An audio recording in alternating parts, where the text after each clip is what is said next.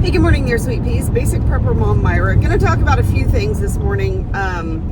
Maybe I'll try to get it into one video. It might be kind of long though, so I try not to drone on too much on here.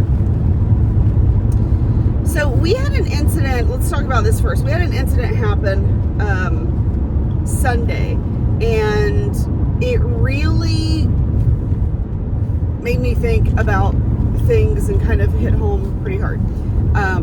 I won't go into the whole story because it's a long story, but anyway, we've gone out of state to help my mom. She had some plumbing issues. She's 76 years old.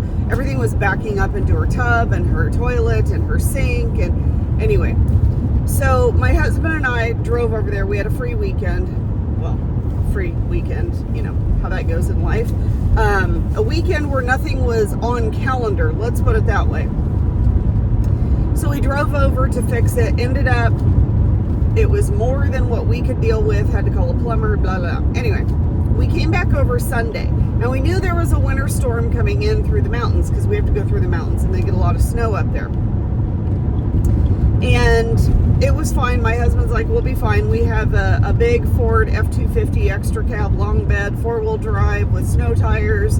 We're fine. We're good. Okay. I was nervous. He was driving, but I have complete faith in him. He's been in construction since he was 14 years old. He's been a truck driver for almost 30 years. There's nothing that he can't build or drive. So I have full faith, although I was nervous. I still had full faith in him. And it was pretty dicey. It was like whiteout conditions, heavy snow. It was craziness. Anyway, things were going fine. Things were going good. We actually made it over the worst part, the worst pass. That was the highest elevation and the more snow coming in. And we made it through town. It was stop and go traffic. We got ready to go back up the last grade over what's called the summit. And we were just about on the last curve before you actually go over the summit. And the truck died. I mean, it completely just died. There was no sputtering. It died. Now, we had filled up right before we hit the snow.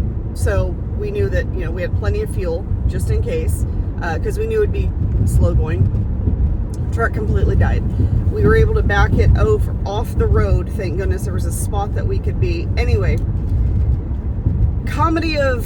not even a comedy of errors, a series of errors and misinformation. And anyway, we were not able to get a tow truck there until like 10:30 that night. And we broke down about 3:15 in the afternoon. We were not able to get a tow truck there until like, I don't know, 10 o'clock, 10:30, almost 11 o'clock at night.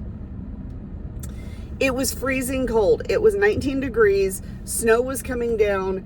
And then all of a sudden the clouds went away and it was crystal clear. It was beautiful up there. It was crystal clear. However, that meant that ice is now going to form. And it got super cold. So thankfully when we go over to my mom's, she doesn't have a lot of extra bedding and stuff. We have to sleep on an air mattress when we're there. So we take all of our own bedding and blankets and pillows and everything like that. Well, we had changes of clothes. My husband thought he knew what was going on with the truck. The road workers that were working on stuff, they were doing avalanche control, which we got to see that. That was kind of cool, I guess. That was positive. They ended up bringing him some tools because unfortunately he always carries tools to work on his truck. Always, always, always. For some bizarre, unknown reason, he had taken the tools out of his truck to pack everything up, and we were in so much of a hurry to get out of there that he didn't grab them and put them back in. So the road worker guys were nice enough to bring us tools. He's laying in the snow. He's, working on his truck. It's nighttime. It's freezing. He can't feel his fingers, but he's still going forward. Sorry, that's really, really bright. I can't help that right now. I do that. It was crazy. It was crazy. He was soaking wet. Thankfully, we had a change of clothes. We had the blankets. Before we left, I had gone to the store and gotten snacks and water bottles and things because I'm like, if we get stuck in traffic, because we knew it would be slow going, that we would be okay. And we were. Realistically, we were. Now, I kind of freaked out for a while, for about 4 hours, because I just wanted to get home. I wanted to get home to my kids. It was just my husband, myself, and the dog. Put the dog in my lap. I had my long sleeve shirt, sweatshirt, coat, and blankets over him and I. So he actually was keeping me quite warm, I gotta say. Thankfully, he was doing a great job. In that situation, we were as prepared as we possibly could be. We were prepared. If we had to stay the night in the truck, it would be absolutely freezing cold. But we had enough bedding, we had enough blankets, we had food, we had water. We would have been fine. We would have survived. It would have been probably very uncomfortable, but we would have survived. But in that whole process, we didn't get home, got a tow truck up there finally, only because it pays to know people. That's all I gotta say. Had an amazing law enforcement officer that actually was able to take me and the dog back to their office or headquarters, let me use the bathroom, let me warm up. He even made me a cup of coffee while my husband stayed with the truck waiting for the tow truck. Anyway, it was just, yeah, it was a lot. But in that moment, I did freak out. And my husband at one point says, well, at least we know one thing. And I was like, well, what's that? And he goes, you will never survive on Naked and Afraid. And I was like, well, yeah. Even though I say I probably could, yeah, I couldn't. Maybe if it was 20 plus years ago, 30 years ago, absolutely, I have no doubt that I would be okay on there. But it is what it is.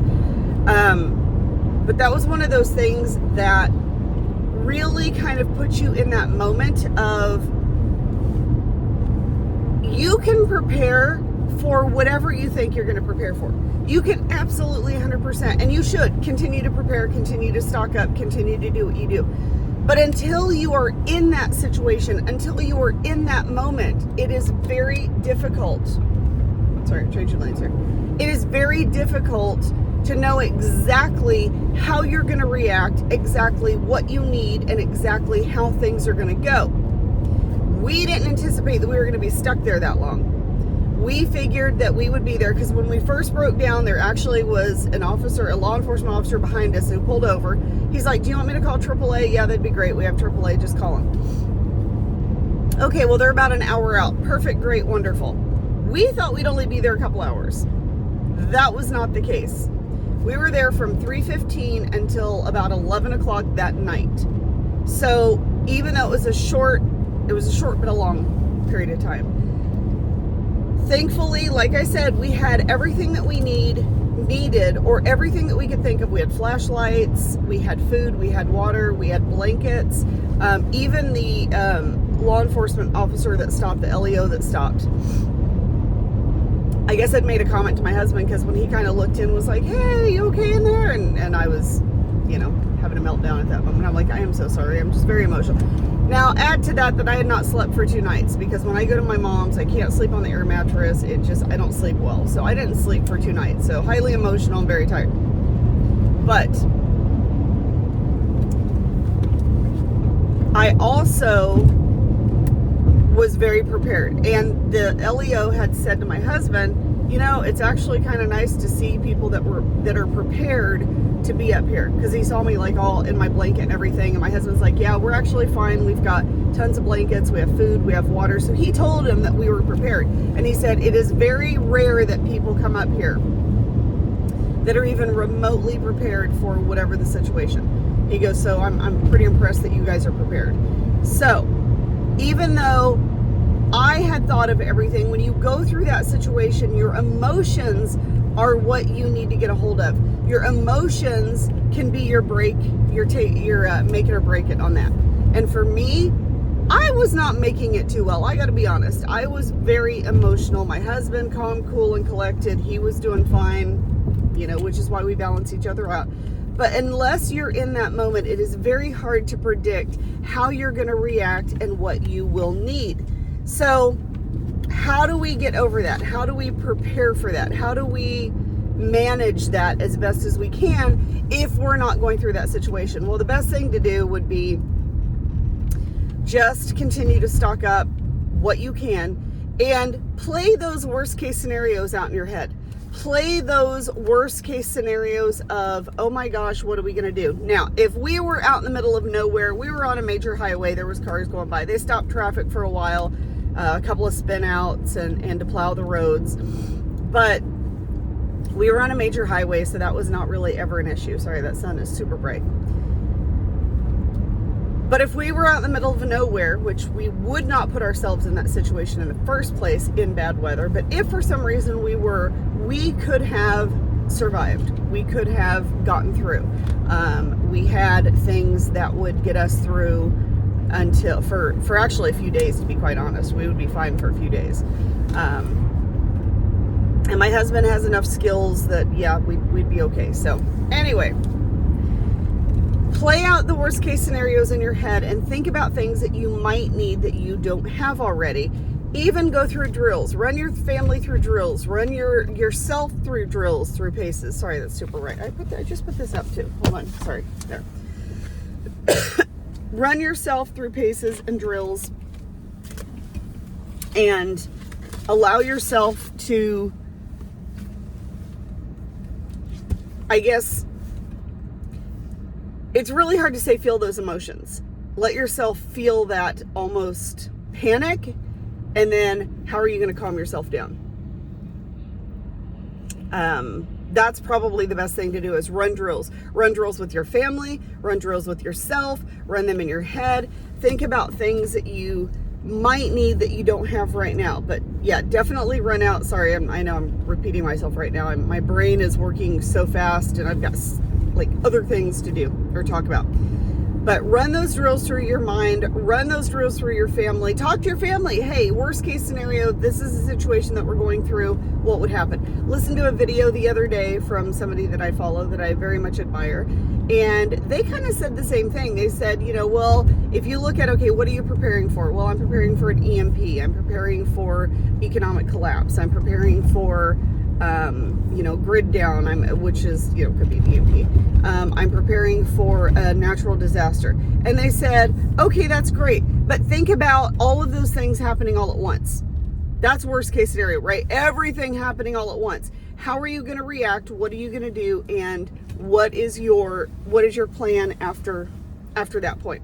So run those worst case scenarios through your head. Now, on to, and that was my own thing, which I'm glad that I went through something like that. And it wasn't detrimental. It wasn't the end of the world. I understand that. But I'm glad that I had something like that happen to kind of snap me back and say, oh, okay, all right.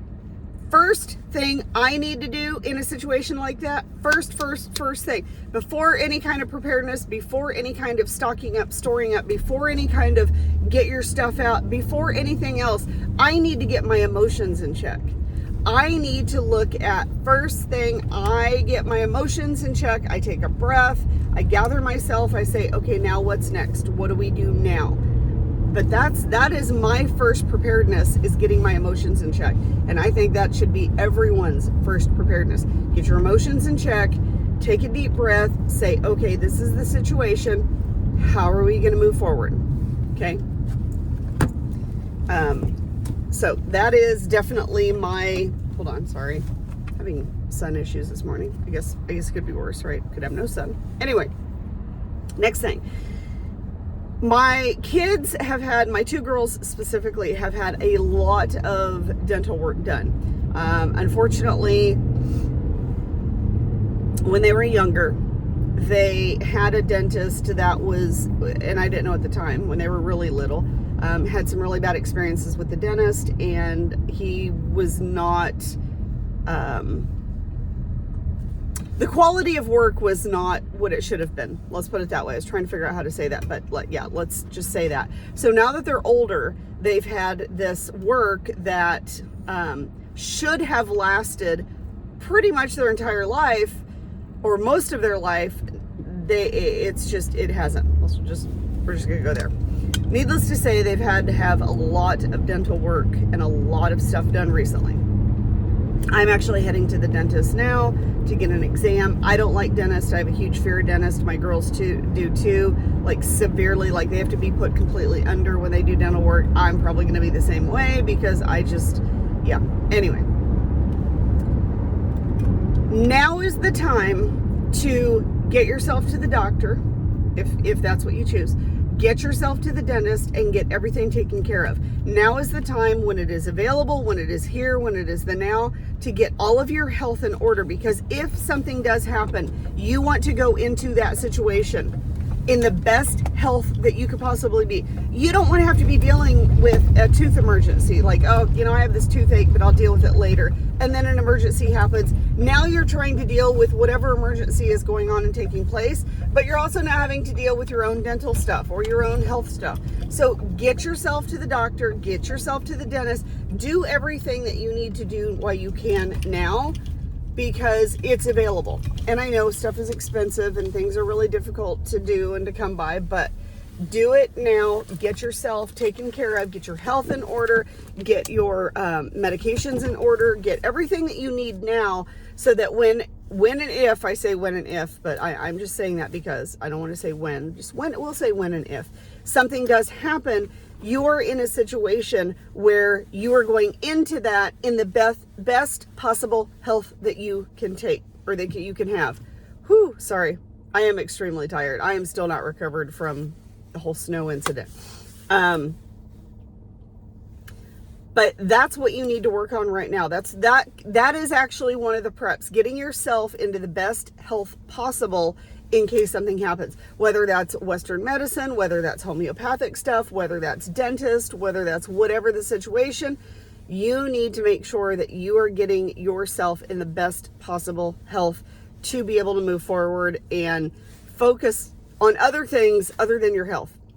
Focus on other people or the situation rather than trying to deal with your own health emergency at that time. So get yourself as healthy as possible. And before, however that looks for you, get yourself as healthy as possible before something does happen, while we still have the opportunity to do that. All right.